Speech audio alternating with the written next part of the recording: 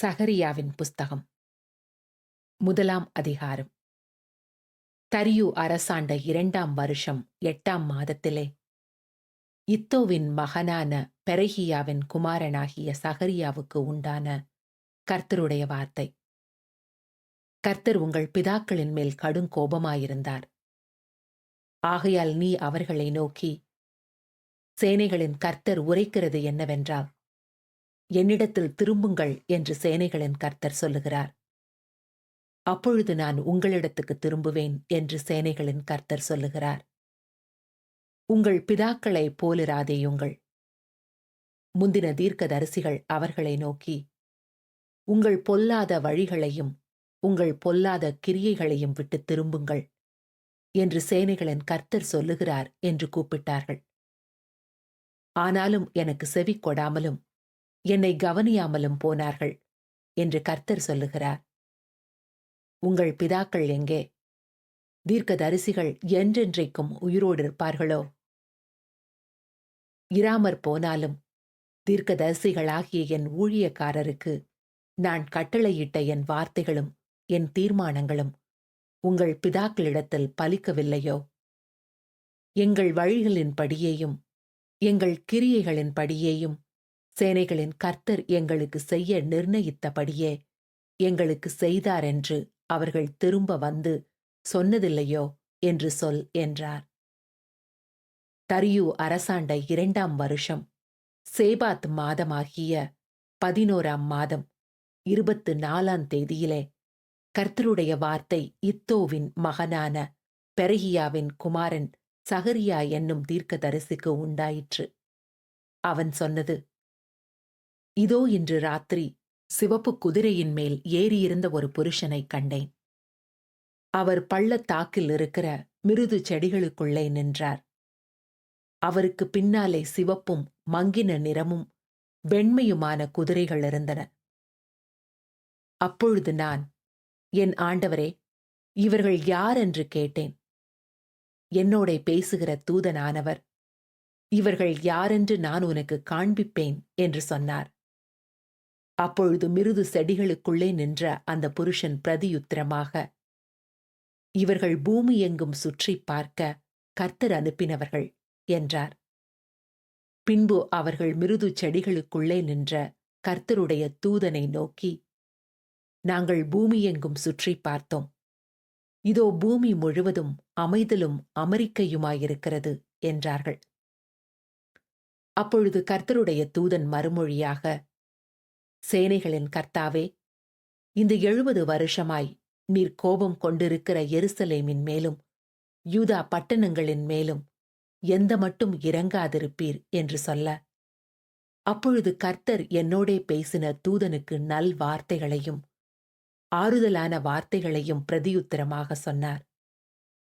அப்பொழுது என்னோடே பேசின தூதன் என்னை நோக்கி, சேனைகளின் கர்த்தர் உரைக்கிறது என்னவென்றால், நான் எருசலேமுக்காகவும் சீயோனுக்காகவும் மகா வைராக்கியம் கொண்டிருக்கிறேன். நான் கொஞ்சம் கோபம் கொண்டிருந்த போது அவர்கள் தங்கள் கேட்டை அதிகரிக்க தேடினபடியினால் சுகமாய் வாழுகிற புற ஜாதிகள் பேரில் நான் கடுங்கோபம் கொண்டேன். ஆகையால் மன உருக்கத்தோடே எருசலேமினிடத்தில் திரும்பினேன் என்று கர்த்தர் சொல்லுகிறார். என் ஆலயம் அதிலே கட்டப்படும், எருசலேமின் மேல் அளவு நூல் பிடிக்கப்படும் என்று சேனைகளின் கர்த்தர் சொல்லுகிறார் என்று கூறு என்றார். இன்னும் என் பட்டணங்கள் நன்மையினால் பரம்பியிருக்கும். இன்னும் கர்த்தர் சீயோனை தேற்றரவு பண்ணுவார். இன்னும் எருசலேமை தெரிந்து கொள்வார் என்று சேனைகளின் கர்த்தர் சொல்லுகிறார் என்று பின்னும் கூறு என்றார். நான் என் கண்களை ஏறெடுத்து பார்த்தபோது, இதோ 4 கொம்புகளை கண்டேன். அவைகள் என்னவென்று என்னோடே பேசின தூதனை கேட்டேன். அதற்கு அவர், இவைகள் யூதாவையும் இஸ்ரவேலையும் எருசலேமையும் சிதறடித்த கொம்புகள் என்றார். பின்பு கர்த்தர் எனக்கு 4 தொழிலாளிகளை காண்பித்தார். இவர்கள் என்ன செய்ய வருகிறார்கள் என்று கேட்டேன். அதற்கு அவர், ஒருவனும் தன் தலையை ஏறெடுக்க கூடாதபடி அந்த கொம்புகள் யூதாவை சிதறடித்ததே, அவைகளுக்கு பயமுறுத்துகிறதற்கும், யூதாவின் தேசத்தை பாழாக்கின தங்கள் கொம்பை எடுத்த ஜாதிகளுடைய கொம்புகளை விழத் தள்ளுகிறதற்கும் இவர்கள் வந்தார்கள் என்றார். சகரியாவின் புஸ்தகம் 2ஆம் அதிகாரம். நான் என் கண்களை ஏறெடுத்து பார்த்தபோது, இதோ தன் கையிலே அளவு நூல் பிடித்திருந்த ஒரு புருஷனை கண்டேன். நீர் எவ்விடத்துக்குப் போகிறீர் என்று கேட்டேன். அதற்கு அவர், எருசலேமின் அகலம் இவ்வளவு என்றும் அதன் நீளம் இவ்வளவு என்றும் அறியும்படி அதை அளக்கிறதற்கு போகிறேன் என்றார். இதோ என்னோடே பேசின தூதன் புறப்பட்ட போது வேறொரு தூதன் அவரை சந்திக்கும்படி புறப்பட்டு வந்தான். இவனை அவர் நோக்கி, நீ ஓடி இந்த வாலிபனிடத்தில் சொல்ல வேண்டியது என்னவென்றால், எருசலேம் தன் நடுவிலே கூடும் மனுஷரின் திரளினாலும் மிருக ஜீவன்களின் திரளினாலும் மதிலில்லாத பட்டணங்கள் போல் வாசஸ்தலமாகும். நான் அதற்கு சுற்றிலும் அக்கினி மதிலாயிருந்து அதன் நடுவில் மகிமையாக இருப்பேன் என்று கர்த்தர் சொல்லுகிறார். ஓஹோ, நீங்கள் எழும்பி வட தேசத்திலிருந்து ஓடி வாருங்கள் என்று கர்த்தர் சொல்லுகிறார். ஆகாயத்து 4 திசைகளிலும் உங்களை நான் சிதறப் பண்ணினேன் என்று கர்த்தர் சொல்லுகிறார். பாபிலோன் குமாரத்தியினிடத்தில் குடியிருக்கிற சீயோனே, உன்னை விடுவித்துக்கொள், பிற்பாடு மகிமை உண்டாகும் என்று சேனைகளின் கர்த்தர் சொல்லுகிறார். உங்களை கொள்ளையிட்ட ஜாதிகளிடத்துக்கு என்னை அனுப்பினார். உங்களை தொடுகிறவன் அவருடைய கண்மணியை தொடுகிறான். இதோ நான் என் கையை அவர்களுக்கு விரோதமாக அசைப்பேன். அதனால் அவர்கள் தங்கள் அடிமைகளுக்கு கொள்ளையாவார்கள். அப்பொழுது சேனைகளின் கர்த்தர் என்னை அனுப்பினாரென்று அறிவீர்கள். சீயோன் குமாரத்தியே, கெம்பீரித்துப் பாடு. இதோ நான் வந்து உன் நடுவில் வாசம் பண்ணுவேன் என்று கர்த்தர் சொல்லுகிறார். அந்நாளிலே அநேகம் ஜாதிகள் கர்த்தரை சேர்ந்து என் ஜனமாவார்கள். நான் உன் நடுவில் வாசமாயிருப்பேன். அப்பொழுது சேனைகளின் கர்த்தர் என்னை உன்னிடத்தில் அனுப்பினாரென்று அறிவாய். கர்த்தர் பரிசுத்த தேசத்திலே யூதாவாகிய தமது பங்கை சுதந்தரித்து திரும்பவும் எருசலேமை தெரிந்து கொள்ளுவார். மாம்சமான சகலமான பேர்களே, கர்த்தருக்கு முன்பாக மௌனமாயிருங்கள். அவர் தமது பரிசுத்த வாசஸ்தலத்திலிருந்து எழுந்தருளினார் என்று சொல் என்றார். சகரியாவின் புஸ்தகம் 3ஆம் அதிகாரம். அவர் பிரதான ஆசாரியனாகிய யோசுவாவை எனக்கு காண்பித்தார். அவன் கர்த்தருடைய தூதனுக்கு முன்பாக நின்றான். சாத்தான் அவனுக்கு விரோதம் செய்ய அவன் வலது பக்கத்திலே நின்றான். அப்பொழுது கர்த்தர் சாத்தானை நோக்கி, கர்த்தர் உன்னை கடிந்து கொள்வாராக. சாத்தானே, எருசலேமை தெரிந்து கொண்ட கர்த்தர் உன்னை கடிந்து கொள்வாராக. இவன் அக்கினியினின்று தப்புவிக்கப்பட்ட கொள்ளி அல்லவா என்றார்.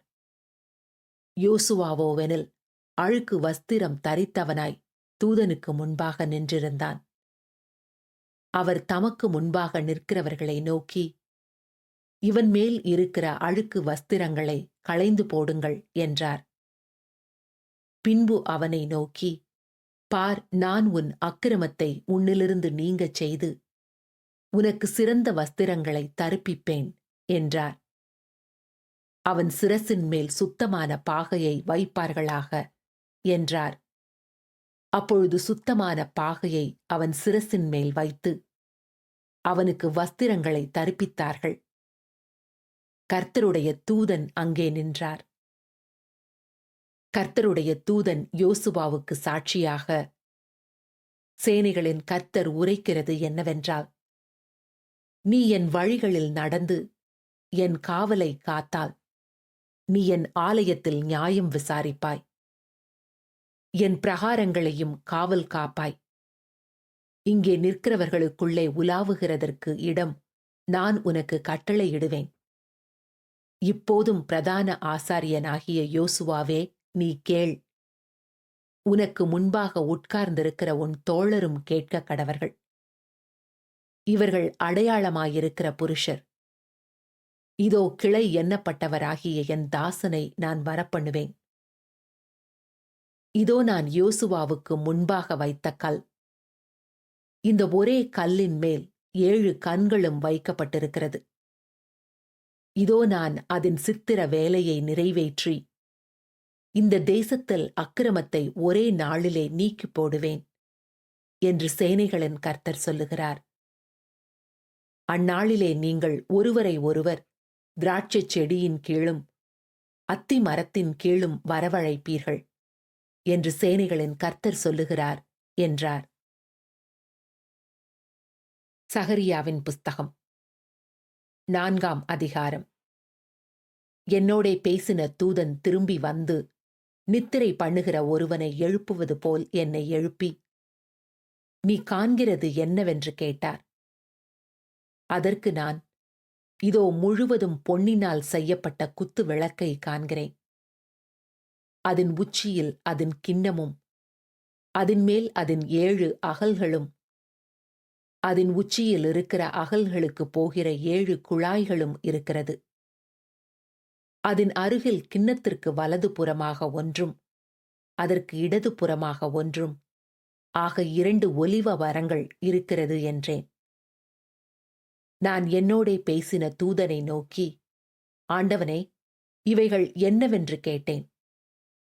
என்னோடே பேசின தூதன் மறுமொழியாக, இவைகள் இன்னதென்று உனக்கு தெரியாதா என்றார். ஆண்டவனே, எனக்கு தெரியாது என்றேன்.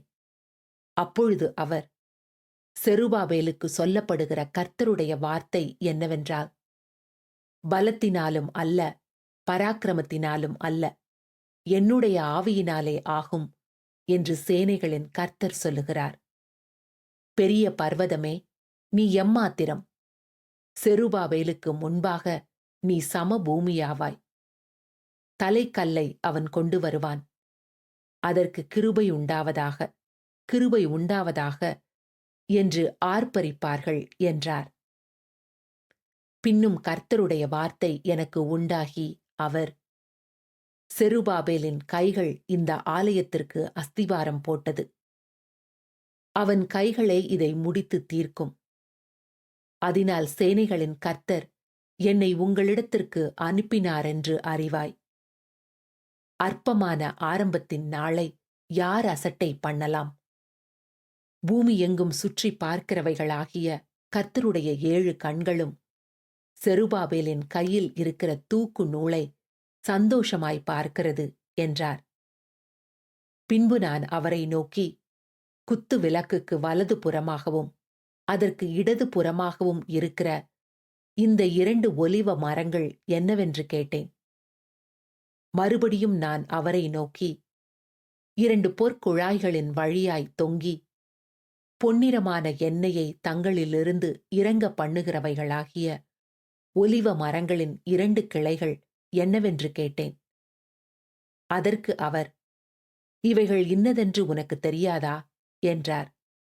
ஆண்டவனே, எனக்கு தெரியாது என்றேன். அப்பொழுது அவர், இவைகள் 2ம் சர்வ லோகத்துக்கும் ஆண்டவராயிருக்கிறவரின் சமூகத்தில் நிற்கிற அபிஷேகம் பெற்றவர்கள் என்றார். சகரியாவின் புஸ்தகம் 5ஆம் அதிகாரம். நான் திரும்பவும் என் கண்களை ஏறெடுத்து பார்க்கையில், இதோ பறக்கிற ஒரு புத்தக சுருளை கண்டேன். தூதன், நீ காண்கிறது என்னவென்று கேட்டார். பறக்கிற ஒரு புத்தக சுருளை காண்கிறேன். அதன் நீளம் 20 முழமும் அதன் அகலம் 10 முழமுமாயிருக்கிறது என்றேன். அப்பொழுது அவர், இது பூமியின் மீதெங்கும் புறப்பட்டு போகிற சாபம். எந்த திருடனும் அதன் ஒரு புறத்தில் இருக்கிறதின் படியே அழிக்கப்பட்டு போவான். ஆணையிடுகிற எவனும் அதன் மறுபுறத்தில் இருக்கிறதின் படியே அழிக்கப்பட்டு போவான். அது திருடன் வீட்டிலும் என் நாமத்தை கொண்டு பொய்யான இடுகிறவன் வீட்டிலும் வந்து அவனவன் வீட்டின் நடுவிலே தங்கி அதை அதன் மரங்களோடும் அதன் கல்லுகளோடும் கூட நிர்மூலமாக்கும்படி அதை புறப்பட்டு போக பண்ணுவேன் என்று சேனைகளின் கர்த்தர் சொல்லுகிறார் என்றார். பின்பு என்னோடே பேசின தூதன் வெளியே வந்து என்னை நோக்கி, நீ உன் கண்களை ஏறெடுத்து புறப்பட்டு வருகிறதை என்னவென்று பார் என்றார். அது என்னவென்று கேட்டேன். அதற்கு அவர், அது புறப்பட்டு வருகிறதாகிய ஒரு மரக்கால் என்றார். பின்னும் அவர், பூமி எங்கும் இதுதான் அவர்களுடைய கண்ணோக்கம் என்றார். இதோ ஒரு தாலந்து நிறையான ஈய மூடி தூக்கி வரப்பட்டது. மரக்காலின் நடுவிலே ஒரு ஸ்திரீ உட்கார்ந்திருந்தாள். அப்பொழுது அவர், இவள் அக்கிரமக்காரி என்று சொல்லி அவளை மரக்காலுக்குள்ளே தள்ளி ஈய கட்டியை அதன் வாயிலே போட்டார். அப்பொழுது நான் என் கண்களை ஏறெடுத்து இதோ புறப்பட்டு வருகிற 2 ஸ்திரீகளைக் கண்டேன். அவர்களுக்கு நாரையின் செட்டைகளுக்கொத்த செட்டைகள் இருந்தது. அந்த செட்டைகளில் காற்று இருந்தது. இவர்கள் மரக்காலை பூமிக்கும் வானத்துக்கும் நடுவாய் தூக்கிக் கொண்டு போனார்கள். நான் என்னோடே பேசின தூதனை நோக்கி, இவர்கள் மரக்காலை எங்கே கொண்டு போகிறார்கள் என்று கேட்டேன். அதற்கு அவர், சினேயார் தேசத்திலே அதற்கு ஒரு வீட்டை கட்டும்படிக்கு அதை கொண்டு போகிறார்கள். அங்கே அது ஸ்தாபிக்கப்பட்டு தன் நிலையிலே வைக்கப்படும் என்றார். சகரியாவின் புஸ்தகம் 6ஆம் அதிகாரம். நான் திரும்பவும் என் கண்களை ஏறெடுத்து இதோ 2 பர்வதங்களின் நடுவாக புறப்பட்டு வருகிற 4 ரதங்களைக் கண்டேன். அந்த பர்வதங்கள் வெண்கல பர்வதங்களாயிருந்தன. முதலாம் ரதத்தில் சிவப்பு குதிரைகளும், 2ஆம் ரதத்தில் கருப்பு குதிரைகளும், 3ஆம் ரதத்தில் வெள்ளை குதிரைகளும், 4ஆம் ரதத்தில் புள்ளி புள்ளியான சிவப்பு குதிரைகளும் பூட்டியிருந்தன. நான் என்னோடே பேசின தூதனை நோக்கி, ஆண்டவனே, இவைகள் என்னவென்று கேட்டேன். அந்த தூதன் எனக்கு பிரதியுத்தரமாக, இவைகள் சர்வ லோகத்துக்கும் ஆண்டவராயிருக்கிறவருடைய சமூகத்தில் நின்று புறப்படுகிற வானத்தினுடைய 4 ஆவிகள் என்றார். ஒன்றில் பூட்டப்பட்டிருந்த கருப்பு குதிரைகள் வடதேசத்துக்கு புறப்பட்டு போயின. வெண்மையான குதிரைகள் அவைகளின் பின்னாலே புறப்பட்டு போயின. புள்ளி புள்ளியான குதிரைகள் தென் தேசத்துக்கு புறப்பட்டு போயின. சிவப்பு குதிரைகளோவென்றால் புறப்பட்டு போய் பூமியிலே சுற்றி திரியும்படி கேட்டுக்கொண்டன. அதற்கு அவர், போய் பூமியில் சுற்றித் திரியுங்கள் என்றார். அப்படியே பூமியிலே சுற்றித் திரிந்தன. பின்பு அவர் என்னை கூப்பிட்டு, பார், வடதேசத்துக்கு புறப்பட்டு போனவைகள் வடதேசத்திலே என் கோபத்தை சாந்தி பண்ணிற்று என்று என்னோடே சொன்னார். பின்பு கர்த்தருடைய வார்த்தை எனக்கு உண்டாகி அவர், சிறையிருப்பின் மனுஷராகிய எல்தாயும் தொபியாவும் எதாயாவும் பாபிலோனிலிருந்து வந்திருக்கும் அந்நாளிலே நீ போய் செப்பனியாவின் குமாரனாகிய யோசியாவின் வீட்டுக்குள் பிரவேசித்து அங்கே அவர்கள் கையிலே வெள்ளியையும் பொன்னையும் வாங்கி கிரீடங்களை செய்வித்து யோத்சதாக்கின் குமாரனாகிய யோசுவா என்னும் பிரதான ஆசாரியனுடைய சிரசிலே வைத்து அவனோடே சொல்ல வேண்டியது, சேனைகளின் கர்த்தர் உரைக்கிறது என்னவென்றால், இதோ ஒரு புருஷன், அவருடைய நாமம் கிளை என்னப்படும். அவர் தம்முடைய ஸ்தானத்திலிருந்து முளைத்தெழும்பி கர்த்தருடைய ஆலயத்தை கட்டுவார். அவரே கர்த்தருடைய ஆலயத்தை கட்டுவார். அவர் மகிமை பொருந்தினவராய் தம்முடைய சிங்காசனத்தின் மேல் வீற்றிருந்து ஆளுகை செய்வார்.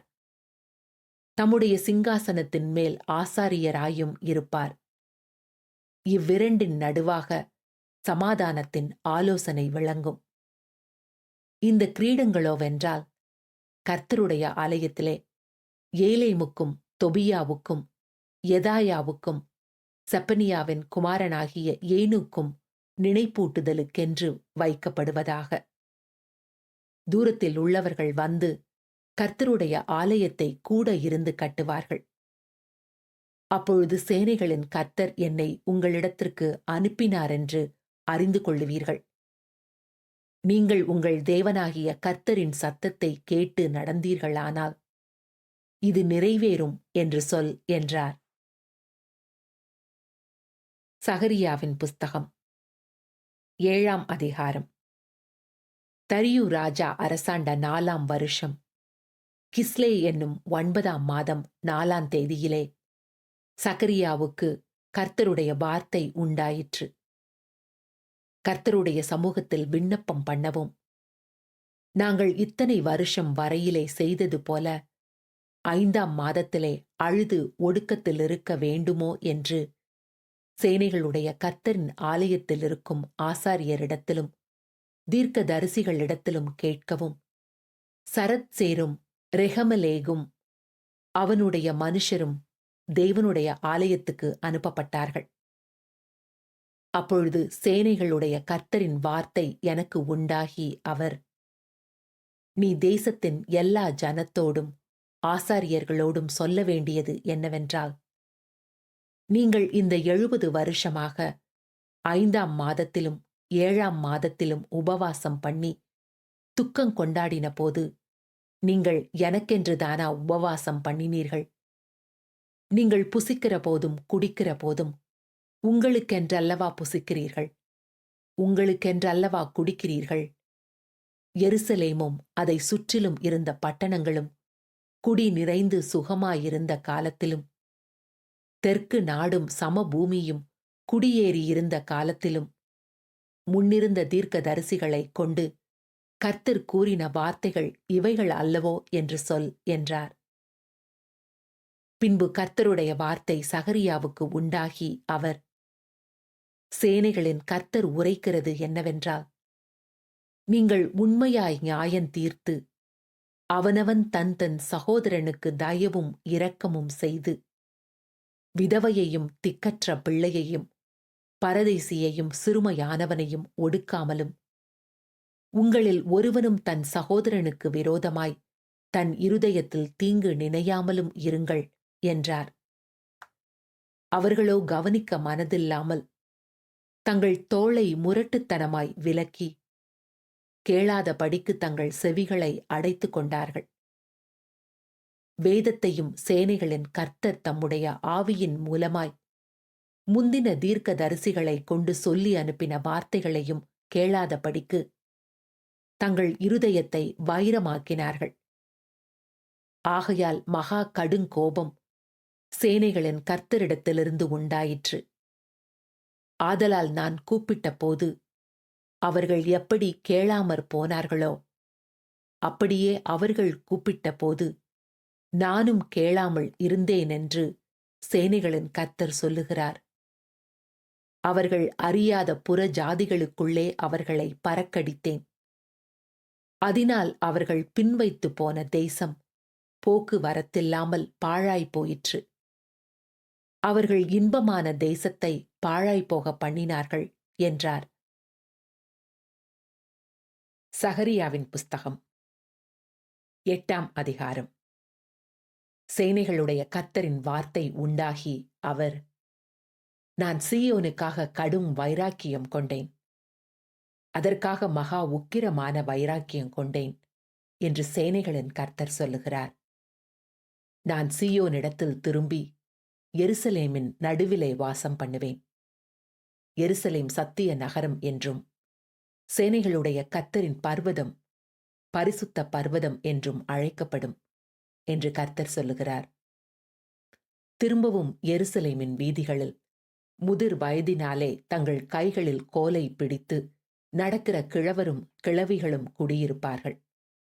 நகரத்தின் தெருக்களிலே விளையாடுகிற ஆண் பிள்ளைகளும் பெண் பிள்ளைகளும் அதன் வீதிகளில் நிறைந்திருக்கும் என்று சேனைகளின் கர்த்தர் சொல்லுகிறார். சேனைகளின் கர்த்தர் சொல்லுகிறது என்னவென்றால், அது இந்த ஜனத்தில் மீதியானவர்களின் பார்வைக்கு இந்நாட்களில் ஆச்சரியமாயிருந்தாலும் என் பார்வைக்கும் ஆச்சரியமாயிருக்குமோ என்று சேனைகளின் கர்த்தர் சொல்லுகிறார். இதோ கிழக்கு தேசத்திலும் தெற்கு தேசத்திலும் இருந்து என் ஜனங்களை நான் ரட்சித்து அவர்களை அழைத்து கொண்டு வருவேன். அவர்கள் எருசலேமின் நடுவிலே குடியிருப்பார்கள். அவர்கள் எனக்கு உண்மையும் நீதியுமான ஜனமாயிருப்பார்கள். நான் அவர்களுக்கு தேவனாயிருப்பேன் என்று சேனைகளின் கர்த்தர் சொல்லுகிறார். சேனைகளுடைய கர்த்தரின் வீடாகிய ஆலயம் கட்டப்படும்படிக்கு அதன் அஸ்திபாரங்கள் போடப்பட்ட நாள் முதற்கொண்டிருக்கிற தீர்க்கதரிசிகளின் வாயினால் இந்த வார்த்தைகளை இந்நாட்களில் கேட்டு வருகிறவர்களே, உங்கள் கைகள் திடப்பட கடவது என்று சேனைகளின் கர்த்தர் சொல்லுகிறார். இந்நாட்களுக்கு முன்னே மனுஷருடைய வேலையால் பலனுமில்லை, மிருக ஜீவனுடைய வேலையால் பலனுமில்லை. போகிறவனுக்கும் வருகிறவனுக்கும் நெருக்கிடையின் நிமித்தம் சமாதானமும் இல்லை. எல்லா மனுஷரையும் ஒருவரை ஒருவர் விரோதிக்க செய்தேன். இப்போதோ இந்த ஜனத்தில் மீதியானவர்களுக்கு நான் முந்தின நாட்களில் இருந்தது போல இருக்க மாட்டேன் என்று சேனைகளின் கர்த்தர் சொல்லுகிறார். விதைப்பு சமாதானம் உள்ளதாயிருக்கும். திராட்சை செடி தன் கனியை தரும். பூமி தன் பலனை தரும். வானம் தன் பனியை தரும். இந்த ஜனத்தில் மீதியானவர்கள் இதையெல்லாம் சுதந்தரிக்க கட்டளையிடுவேன். சம்பவிப்பது என்னவென்றால், யூதா வம்சத்தாரே, இஸ்ரவேல் வம்சத்தாரே, நீங்கள் புறஜாதிகளுக்குள்ளே சாபமாயிருந்தது போலவே ஆசீர்வாதமாயிருக்கும்படி நான் உங்களை இரட்சிப்பேன். பயப்படாதேயுங்கள், உங்கள் கைகள் திடப்பட கடவது. சேனைகளின் கர்த்தர் சொல்லுகிறது என்னவென்றால், உங்கள் பிதாக்கள் எனக்கு கோபம் ஊட்டின போது நான் உங்களை தண்டிக்க நினைத்து மனம் மாறாமல் இருந்தது போல இந்நாட்களில் எருசலேமுக்கும் யூதாவுக்கும் நன்மை செய்யும்படி திரும்ப நினைத்தேன். பயப்படாதேயுங்கள். நீங்கள் செய்ய வேண்டிய காரியங்கள் என்னவென்றால், அவனவன் பிறனோடே உண்மையை பேசுங்கள். உங்கள் வாசல்களில் சத்தியத்துக்கும் சமாதானத்துக்கும் ஏற்க நியாயந்தீருங்கள். ஒருவனும் பிறனுக்கு விரோதமாய் தன் இருதயத்தில் தீங்கு நினையாமலும் பொய்யானையின் மேல் பிரியப்படாமலும் இருங்கள். இவைகளெல்லாம் நான் வெறுக்கிற காரியங்கள் என்று கர்த்தர் சொல்லுகிறார். சேனைகளுடைய கர்த்தரின் வார்த்தை எனக்கு உண்டாகி அவர், 4ஆம் மாதத்தின் உபவாசமும் 5ஆம் மாதத்தின் உபவாசமும் 7ஆம் மாதத்தின் உபவாசமும் 10ஆம் மாதத்தின் உபவாசமும் யூதா வம்சத்தாருக்கு மகிழ்ச்சியாகவும் சந்தோஷமாகவும் நல்ல பண்டிகைகளாகவும் மாறிப்போகும். ஆகையால் சத்தியத்தையும் சமாதானத்தையும் சிநேகியுங்கள் என்று சேனைகளின் கர்த்தர் சொல்லுகிறார். இன்னும் ஜனங்களும் அநேகம் பட்டணங்களின் குடிகளும் வருவார்கள் என்று சேனைகளின் கர்த்தர் சொல்லுகிறார். ஒரு பட்டணத்தின் குடிகள் மறுபட்டணத்தின் குடிகளிடத்தில் போய், நாம் கர்த்தருடைய சமூகத்தில் விண்ணப்பம் பண்ணவும் சேனைகளின் கர்த்தரை தேடவும் தீவிரித்துப் போவோம், வாருங்கள், நாங்களும் போவோம் என்று சொல்லுவார்கள். அநேகம் ஜனங்களும் பலத்த ஜாதிகளும் எருசலேமிலே சேனைகளின் கர்த்தரை தேடவும் கர்த்தருடைய சமூகத்தில் விண்ணப்பம் பண்ணவும் வருவார்கள். அந்நாட்களில் பலவித பாஷைக்காரராகிய புறஜாதியாரில் 10 மனுஷர் ஒரு யூதனுடைய வஸ்திர தொங்கலை பிடித்துக்கொண்டு, தேவன் உங்களோடே இருக்கிறார் என்று கேள்விப்பட்டோம், ஆகையால் உங்களோடே கூட போவோம் என்று சொல்லி அவனை பற்றிக் கொள்வார்கள் என்று சேனைகளின் கர்த்தர் சொல்லுகிறார் என்றார். சகரியாவின் புஸ்தகம் 9ஆம் அதிகாரம். ஆதிராக் தேசத்துக்கு விரோதமானதும் தமஸ்குவின் மேல் வந்து தங்குவதுமான கர்த்தருடைய வார்த்தையாகிய பாரம். மனுஷரின் கண்களும் இஸ்ரவேலுடைய சகல கோத்திரங்களின் கண்களும் கர்த்தரை நோக்கிக் கொண்டிருக்கும். ஆமாத்தும் மிகவும் ஞானமுள்ள தீருவும் சீதோனும் அதன் எல்லைக்குள்ளாயிருக்கும். தீரு தனக்கு அரணை கட்டி தூளைப் போல் வெள்ளியையும் வீதிகளின் சேற்றைப் போல் பசும் பொன்னையும் சேர்த்து வைத்து, இதோ ஆண்டவர் அதை தள்ளிவிட்டு சமுத்திரத்தில் அதன் பலத்தை முறித்து போடுவார். அது அக்கினிக்கு இரையாகும். அஸ்கலோன் அதைக் கண்டு பயப்படும்.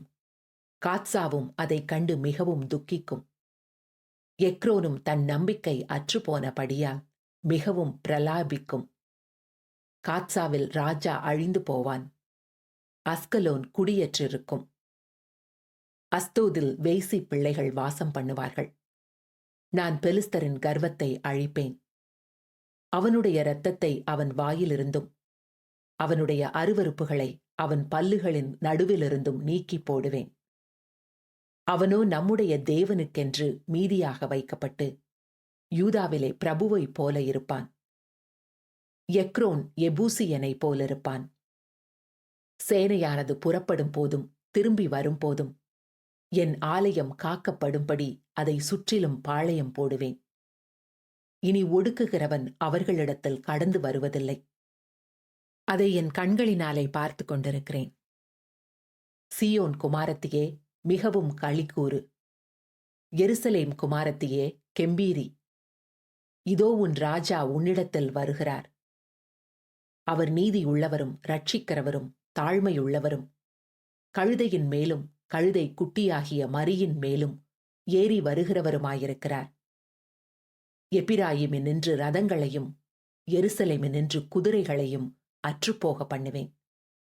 யுத்த வெல்லும் இல்லாமற் போகும்.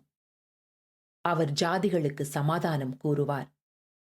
அவருடைய ஆள்கை ஒரு சமுத்திரம் தொடங்கி மறு சமுத்திரம் வரைக்கும், நதி தொடங்கி பூமியின் எல்லைகள் பரியந்தமும் செல்லும். உனக்கு நான் செய்வதென்னவென்றால், தண்ணீர் இல்லாத குழியிலே அடைக்கப்பட்டிருக்கிற உன்னுடையவர்களை நான் என் உடன்படிக்கையின் இரத்தத்தினாலே விடுதலை பண்ணுவேன். நம்பிக்கையுடைய சிறைகளே, அரணுக்கு திரும்புங்கள்.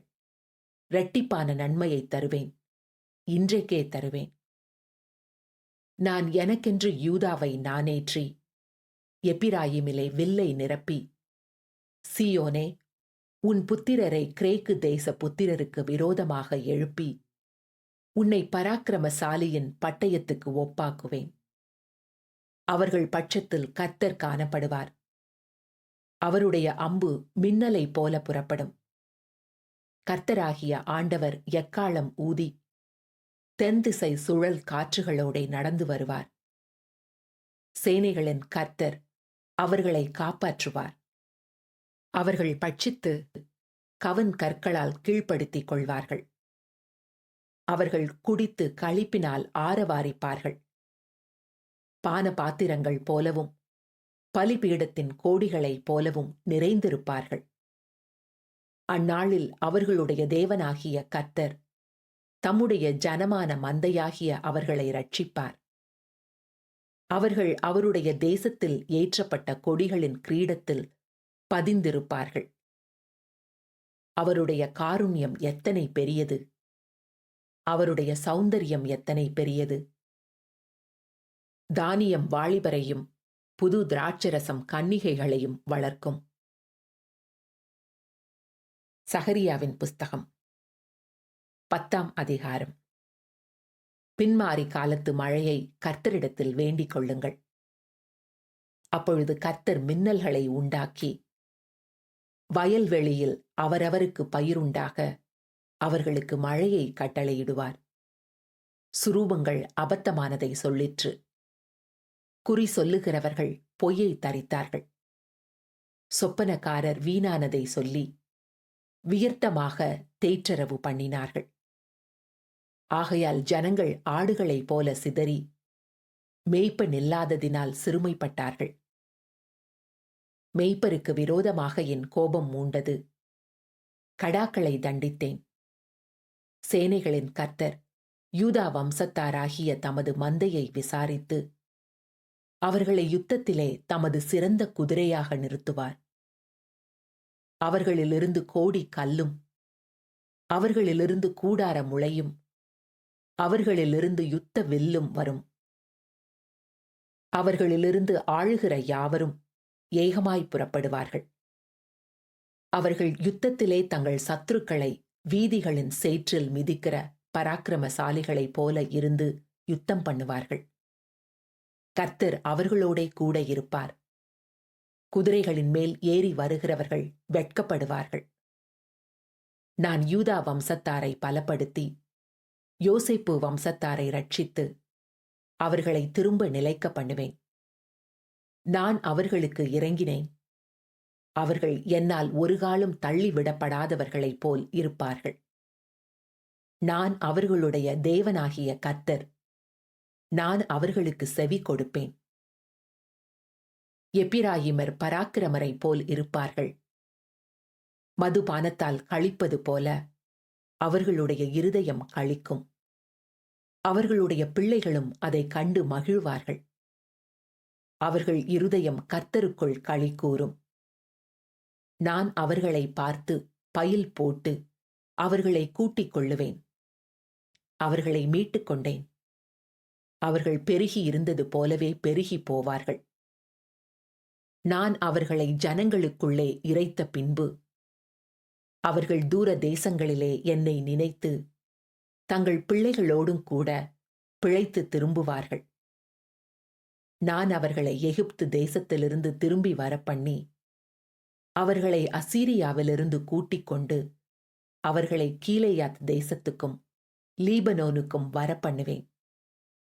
அவர்களுக்கு இடம் போதாமற் போகும். இடுக்கம் என்கிற சமுத்திரத்தை கடக்கையில் அவர் சமுத்திரத்தின் அலைகளை அடிப்பார். அப்பொழுது நதியின் ஆழங்கள் எல்லாம் வறண்டு போகும். அசீரியாவின் கர்வம் தாழ்த்தப்படும். எகிப்தின் கொடுங்கோல் விலகி போகும். நான் அவர்களை கர்த்தருக்குள் பலப்படுத்துவேன். அவர்கள் அவருடைய நாமத்திலே நடந்து கொள்வார்கள் என்று கர்த்தர் சொல்லுகிறார். சகரியாவின் புஸ்தகம் 11ஆம் அதிகாரம். லீபனோனே, அக்கினி உன் கேதுரு மரங்களை பட்சிக்கும்படி உன் வாசல்களை திற. தேவதாரு விருட்சங்களே புலம்புங்கள். கேதுரு மரங்கள் விழுந்ததே, பிரபலமானவைகள் பாழாக்கப்பட்டன. பாசானின் கர்வாலி மரங்களே புலம்புங்கள். அரணுள்ள சோலை கீழே தள்ளப்பட்டது. மேய்ப்பர்களின் மகிமை அழிந்து போனபடியால் அவர்கள் அலறுகிற சத்தம் கேட்கப்படுகிறது. யோர்தானின் பெருமை அழிந்து போனபடியால் பால சிங்கங்கள் கர்ச்சிக்கிற சத்தம் கேட்கப்படுகிறது. என் தேவனாகிய கர்த்தர் சொல்லுகிறது என்னவென்றால், கொலையுண்கிற ஆடுகளை மேய்க்க கடவாய்.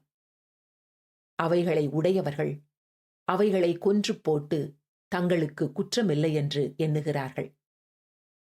அவைகளை விற்கிறவர்கள் கர்த்தருக்கு ஸ்தோத்திரம், நாங்கள் ஐஸ்வர்யம் உள்ளவர்கள் ஆனோம் என்கிறார்கள். அவைகளை மேய்க்கிறவர்கள் அவைகள் மேல் இரக்கம் வைக்கிறதில்லை. நான் இனி தேசத்து குடிகளின் மேல் இரக்கம் வையாமல் மனுஷரில் யாவரையும் அவனவனுடைய அயலான் கையிலும் அவனவனுடைய ராஜாவின் கையிலும் அகப்பட பண்ணுவேன். அவர்கள் தேசத்தை அழித்தும் நான் இவர்களை அவர்கள் கைக்கு தப்புவிப்பதில்லை என்று கர்த்தர் சொல்லுகிறார். கொலையுண்கிற மந்தையாகிய சிறுமைப்பட்ட உங்களை நான் மேய்ப்பேன். நான் 2 கோல்களை எடுத்து ஒன்றிற்கு அனுக்கிரகம் என்றும் ஒன்றிற்கு நிக்கிரகம் என்றும் பேரிட்டு மந்தையை மேய்த்து ஒரே மாதத்திலே 3 மேய்ப்பரையும் அதம் பண்ணினேன். என் ஆத்துமா அவர்களை ஆரோசித்தது. அவர்கள் ஆத்துமா என்னையும் வெறுத்தது. இனி நான் உங்களை மேய்ப்பதில்லை. சாகிறது சாகட்டும், அதமாகிறது அதமாகட்டும். மீதியானவைகளோ வென்றால் ஒன்றின் மாமிசத்தை ஒன்று தின்னக் கடவது என்று நான் சொல்லி அனுக்கிரகம் எண்ணப்பட்ட என் கோலை எடுத்து நான் அந்த ஜனங்கள் எல்லாரோடும் பண்ணியிருந்த என் உடன்படிக்கை அற்றுப்போகும்படிக்கு அதை முறித்து போட்டேன். அந்நாளிலே அது அற்றுப்போயிற்று. அப்படியே மந்தையில் எனக்கு காத்திருந்த சிறுமைப்பட்டவைகள் அது கர்த்தருடைய வார்த்தை என்று அறிந்து கொண்டன. உங்கள் பார்வைக்கு நன்றாய்க் கண்டால் என் கூலியை தாருங்கள், இல்லாவிட்டால் இருக்கட்டும் என்று அவர்களோடே சொன்னேன். அப்பொழுது எனக்கு கூலியாக 30 வெள்ளிக்காசை நிறுத்தார்கள். கர்த்தர் என்னை நோக்கி, அதை குயவனிடத்தில் எறிந்துவிடு என்றார். இதுவே நான் அவர்களால் மதிக்கப்பட்ட மேன்மையான மதிப்பு. நான் அந்த 30 வெள்ளிக்காசை எடுத்து அவைகளை குயவனுக்கென்று கர்த்தருடைய ஆலயத்திலே எறிந்துவிட்டேன். நான் யூதாவுக்கும் இஸ்ரவேலுக்கும் இருக்கிற சகோதர கட்டை அற்றுப்போக பண்ணும்படிக்கு நிக்கிரகம் எண்ணப்பட்ட என் 2ஆம் கோலையும் முறித்தேன். கர்த்தர் என்னை நோக்கி, நீ மதியற்ற ஒரு மேய்ப்பனுடைய ஆயுதங்களை இன்னும் எடுத்துக்கொள். இதோ நான் தேசத்திலே ஒரு மேய்ப்பனை எழும்ப பண்ணுவேன். அவன் அதமாகிறவைகளை பராமரிக்காமலும், சிதறுண்டதை தேடாமலும், நொறுங்குண்டதை குணமாக்காமலும், இளைத்திருக்கிறதை ஆதரிக்காமலும், கொழுத்ததின் மாமிசத்தைத் தின்று அவைகளுடைய குழம்புகளை உடைத்து போடுவான். மந்தையை கைவிடுகிற அபத்தமான மேய்ப்பனுக்கு ஐயோ! பட்டயம் அவன் புயத்தின் மேலும் அவன் வலது கண்ணின் மேலும் வரும். அவன் புய முழுவதும் சூம்பிப்போம். அவன் வலது கண் முற்றிலும் இருளடையும் என்றார். சகரியாவின் புஸ்தகம் 12ஆம் அதிகாரம். இஸ்ரவேலை குறித்து கர்த்தர் சொன்ன வார்த்தையின் பாரம். வானங்களை விரித்து பூமியை அஸ்திபாரப்படுத்தி மனுஷனுடைய ஆவியை அவனுக்குள் உண்டாக்குகிற கர்த்தர் சொல்லுகிறது என்னவென்றால், இதோ சுற்றிலும் இருக்கிற எல்லா ஜனங்களுக்கும் நான் எருசலேமை தத்தளிப்பின் பாத்திரமாக்குகிறேன். எருசலேமுக்கு விரோதமாய் போடப்படும் முற்றுகையிலே யூதாவும் அப்படியேயாகும். அந்நாளிலே நான் எருசலேமை சகல ஜனங்களுக்கும் பாரமான கல்லாக்குவேன். அதை கிளப்புகிற யாவரும் சிதைக்கப்படுவார்கள். பூமியில் உள்ள ஜாதிகள் எல்லாம் அதற்கு விரோதமாய் கூடிக்கொள்வார்கள்.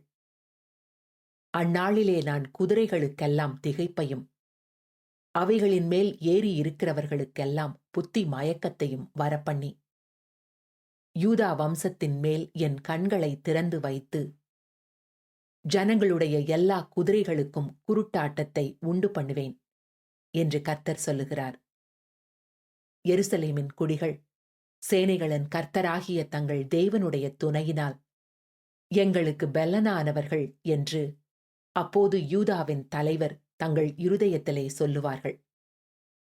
அந்நாளிலே யூதாவின் தலைவரை விறகுகளுக்குள்ளே எரிகிற அக்கினி அடுப்புக்கும் வைக்கோல் கட்டுகளுக்குள்ளே எரிகிற தீவெட்டிக்கும் ஒப்பாக்குவேன். அவர்கள் வலதுபுறமும் இடதுபுறமுமாக புறப்பட்டு சுற்றிலும் இருக்கிற எல்லா ஜனங்களையும் பட்சிப்பார்கள். எருசலேம் திரும்பவும் தன் ஸ்தானமாகிய எருசலேமிலே குடியேற்றப்பட்டிருக்கும். தாவீது வம்சத்தாரின் மகிமையும் எருசலேமின் குடிகளுடைய மகிமையும் யூதாவின் மேல் தன்னை உயர்த்தாதபடிக்கு கர்த்தர் யூதாவின் கூடாரங்களை முதல் ரட்சிப்பார். அந்நாளிலே கர்த்தர் எருசலேமின் குடிகளை காப்பாற்றுவார். அவர்களில் தள்ளாடினவன் அந்நாளிலே தாவீதைப் போல இருப்பான். தாவீது குடும்பத்தார் அவர்களுக்கு முன்பாக தேவனைப் போலும் கர்த்தருடைய தூதனைப் போலும் இருப்பார்கள். அந்நாளிலே எருசலேமுக்கு விரோதமாய் வருகிற எல்லா ஜாதிகளையும் அழிக்க பார்ப்பேன். நான் தாவீது குடும்பத்தாரின் மேலும் எருசலேம் குடிகளின் மேலும் கிருபையின் ஆவியையும் விண்ணப்பங்களின் ஆவியையும் ஊற்றுவேன். அப்பொழுது அவர்கள் தாங்கள் குத்தின என்னை நோக்கி பார்த்து, ஒருவன் தன் ஒரே பேரானவனுக்காக புலம்புகிறது போல எனக்காக புலம்பி, ஒருவன் தன் தலைச்சன் பிள்ளைக்காக துக்கிக்கிறது போல எனக்காக மனம் கசந்து துக்கிப்பார்கள். அந்நாளிலே மெகிதோன் பட்டணத்து பள்ளத்தாக்கின் ஊராகிய ஆதாத் ரிம்மோனின் புலம்பலை போல எருசலேமின் புலம்பல் பெரிதாயிருக்கும். தேசம் புலம்பிக் கொண்டிருக்கும். ஒவ்வொரு வம்சமும் தனித்தனியாக புலம்பும். தாவீது குடும்பத்தார் தனியேயும் அவர்கள் ஸ்திரீகள் தனியேயும், நாத்தான் குடும்பத்தார் தனியேயும் அவர்கள் ஸ்திரீகள் தனியேயும், லேவி குடும்பத்தார் தனியேயும் அவர்கள் ஸ்திரீகள் தனியேயும், சிமேயி குடும்பத்தார் தனியேயும் அவர்கள் ஸ்திரீகள் தனியேயும், மற்றும் உண்டாக சகல குடும்பங்களிலும் ஒவ்வொரு குடும்பத்தின் மனுஷர் தனித்தனியேயும் அவர்களுடைய ஸ்திரீகள் தனித்தனியேயும் புலம்புவார்கள். சகரியாவின் புஸ்தகம் 13ஆம் அதிகாரம். அந்நாளிலே பாவத்தையும் அழுக்கையும் நீக்க தாவீதின் குடும்பத்தாருக்கும் எருசலேமின் குடிகளுக்கும் திறக்கப்பட்ட ஒரு ஊற்று உண்டாயிருக்கும். அந்நாளிலே நான் விக்கிரகங்களின் பேரும் தேசத்தில் இராதபடிக்கு அழிப்பேன். அவைகள் இனி நினைக்கப்படுவதில்லை. தரிசனம் சொல்லுகிறவர்களையும் அசுத்த ஆவியையும் தேசத்திலிருந்து போய்விடவும் பண்ணுவேன் என்று சேனைகளின் கர்த்தர் சொல்லுகிறார். இனி ஒருவன் தரிசனம் சொன்னால் அவனை பெற்ற அவன் தகப்பனும் அவன் தாயும் அவனை நோக்கி, நீ கர்த்தருடைய நாமத்தைக் கொண்டு பொய் பேசுகிறபடியால் நீ உயிரோடிருக்கப்படாது என்று சொல்லி அவனை பெற்ற அவன் தகப்பனும் அவன் தாயும் அவன் தரிசனம் சொல்லும்போது அவனை குத்தி போடுவார்கள். அந்நாளிலே தரிசனம் சொல்லுகிற அவனவன் தான் சொன்ன தரிசனத்தினால் வெட்கப்பட்டு பொய் சொல்லும் படிக்கு இனி மயிர் போர்வையை போர்த்து கொள்ளாமல், நான் தரிசனம் சொல்லுகிறவன் அல்ல, நான் நிலத்தை பயிரிடுகிறவன், என் சிறு வயது முதல் ஒருவன் என்னை வேலை கொண்டான் என்பான்.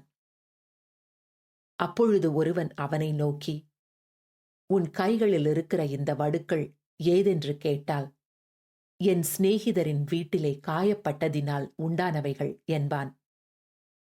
பட்டயமே, என் மேய்ப்பன் மேலும் என் தோழனாகிய புருஷன் மேலும் எழும்பு என்று சேனைகளின் கர்த்தர் சொல்லுகிறார். மேய்ப்பனை வெட்டு, அப்பொழுது ஆடுகள் சிதறிப்போகும்.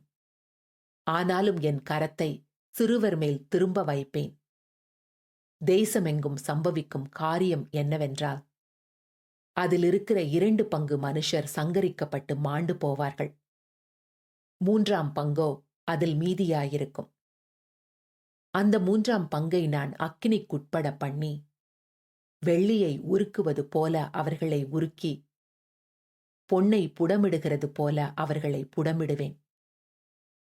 அவர்கள் என் நாமத்தை தொழுது கொள்வார்கள். நான் அவர்கள் விண்ணப்பத்தை கேட்பேன். இது என் ஜனமென்று நான் சொல்லுவேன். கர்த்தர் என் தேவன் என்று அவர்கள் சொல்லுவார்கள். சகரியாவின் புஸ்தகம் 14ஆம் அதிகாரம். இதோ கர்த்தருடைய நாள் வருகிறது. உன்னில் கொள்ளையானது உன் நடுவிலே பங்கிடப்படும். எருசலேமுக்கு விரோதமாக யுத்தம் பண்ண சகல ஜாதிகளையும் கூட்டுவேன். நகரம் பிடிக்கப்படும்.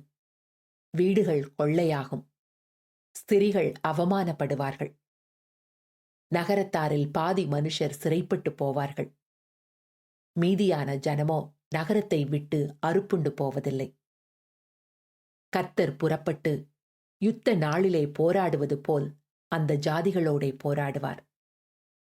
அந்நாளிலே அவருடைய பாதங்கள் கிழக்கே எருசலேமுக்கு எதிரே இருக்கிற ஒலிவ மலையின் மேல் நிற்கும். அப்பொழுது மகா பெரிய பள்ளத்தாக்கு உண்டாகும்படி ஒலிவ மலை தன் நடு மையத்திலே கிழக்கு மேற்காய் எதிராக பிளந்து போம். அதனாலே ஒரு பாதி வடபக்கத்திலும் ஒரு பாதி தென் பக்கத்திலும் சாயும். அப்பொழுது என் மலைகளின் பள்ளத்தாக்கு வழியாய் ஓடிப்போவீர்கள். மலைகளின் பள்ளத்தாக்கு அத்சால் மட்டும் போகும். நீங்கள் யூதாவின் ராஜாவாகிய உசியாவின் நாட்களில் பூமி அதிர்ச்சிக்கு தப்பி ஓடினது போல் ஓடிப்போவீர்கள். என் தேவனாகிய கர்த்தர் வருவார். தேவரீரோடே சகல பரிசுத்தவான்களும் வருவார்கள். அந்நாளில் வெளிச்சம் இல்லாமல் ஒருவேளை பிரகாசமும் ஒருவேளை மப்புமாயிருக்கும். ஒரு நாள் உண்டு, அது கர்த்தருக்கு தெரிந்தது. அது பகலும் அல்ல, இரவும் அல்ல. ஆனாலும் சாயங்காலத்திலே வெளிச்சம் உண்டாகும். அந்நாளிலே ஜீவ தண்ணீர்கள் எருசலேமிலிருந்து புறப்பட்டு பாதி கிழக்கு சமுத்திரத்துக்கும் பாதி மேற்கு சமுத்திரத்துக்கும் போய் மாரி காலத்துக்கும் கோடை காலத்துக்கும் இருக்கும். அப்பொழுது கர்த்தர் பூமியின் மீதெங்கும் ராஜாவாயிருப்பார். அந்நாளிலே ஒரே கர்த்தர் இருப்பார். அவருடைய நாமமும் ஒன்றாயிருக்கும். தேசமெல்லாம் கேபா தொடங்கி எருசலேமுக்கு தெற்கே இருக்கிற ரிம்மோன் வரைக்கும் சமபூமியாக திருத்தப்படும். எருசலேமோ உயர்ந்ததாகி தன் ஸ்தானத்திலே பெய்யமீன் வாசல் தொடங்கி முதல் வாசல் என்கிற ஸ்தலம் மட்டும் கோடி வாசல் வரைக்கும் அனானேயேல் கோபுரம் துவக்கி ராஜாவின் திராட்ச ஆலைகள் மட்டும் குடியேற்றப்பட்டிருக்கும். அதிலே ஜனங்கள் வாசம் பண்ணுவார்கள். இனி சங்கரிப்பில்லாமல் எருசலேம் சுகமாய் தங்கியிருக்கும். எருசலேமுக்கு விரோதமாக யுத்தம் பண்ணின எல்லா ஜனங்களையும் கர்த்தர் வாதிக்கும் வாதையாவது, அவர்கள் காலூன்றி நிற்கையிலும் அவர்களுடைய சதை அழிந்து போகும். அவர்கள் கண்கள் தங்கள் குழிகளிலே கெட்டுப்போகும். அவர்கள் நாவு அவர்கள் வாயிலே அழுகி போகும். அந்நாளிலே கர்த்தரால் பெரிய கலக்கம் அவர்களுக்குள் உண்டாகும். அவனவன் தன் தன் அயலானின் கையை பிடிப்பான். அவனவனுடைய கை அவனவன் அயலானுடைய கைக்கு விரோதமாக எழும்பும். யூதாவும் எருசலேமிலே யுத்தம் பண்ணும். அப்பொழுது சுற்றிலும் இருக்கிற சகல ஜாதிகளுடைய ஆஸ்தியாகிய பொன்னும் வெள்ளியும் வஸ்திரங்களும் மகா திரளாக கூட்டப்படும். அந்த பாளையங்களில் இருக்கும் குதிரைகள், கோவேறு கழுதைகள், ஒட்டகங்கள், கழுதைகள் முதலான எல்லா மிருக ஜீவன்களுக்கும் வரும் வாதையும் அந்த வாதையைப் போலவே இருக்கும். பின்பு எருசலேமுக்கு விரோதமாக வந்திருந்த எல்லா ஜாதிகளிலும் மீதியான யாவரும் சேனைகளின் கர்த்தராகிய ராஜாவை தொழுது கொள்ளும் படிக்கும், கூடார பண்டிகையை ஆசரிக்கும் படிக்கும் வருஷா வருஷம் வருவார்கள். அப்பொழுது பூமியின் வம்சங்களில் சேனைகளின் கர்த்தராகிய ராஜாவை தொழுது கொள்ள எருசலேமுக்கு வராதவர்கள் எவர்களோ அவர்கள் மேல் மழை வருஷிப்பதில்லை. மழை வருஷிக்காத எகிப்தின் தேசம் வராமலும் சேராமலும் போனால் கூடார பண்டிகையை ஆசரிக்க வராத ஜாதிகளை கர்த்தர் வாதிக்கும் வாதையே அவர்கள் மேலும் வரும்.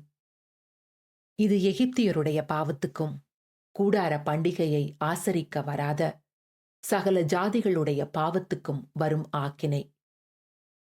அந்நாளிலே குதிரைகளின் மணிகளிலே கர்த்தருக்கு பரிசுத்தம் என்னும் விலாசம் எழுதியிருக்கும். கர்த்தருடைய ஆலயத்தில் உள்ள பானைகள் பலிபீடத்துக்கு முன்பாக இருக்கிற பாத்திரங்களைப் போலிருக்கும். அப்பொழுது எருசலேமிலும் யூதாவிலும் உள்ள எல்லா பானைகளும் சேனைகளின் கர்த்தருக்கு பரிசுத்தமாயிருக்கும். பலியிடுகிற யாவரும் வந்து அவைகளில் எடுத்து அவைகளில் சமைப்பார்கள். அந்நாள் முதல் சேனைகளுடைய கர்த்தரின் ஆலயத்திலே யாதொரு கானானியனும் இருப்பதில்லை.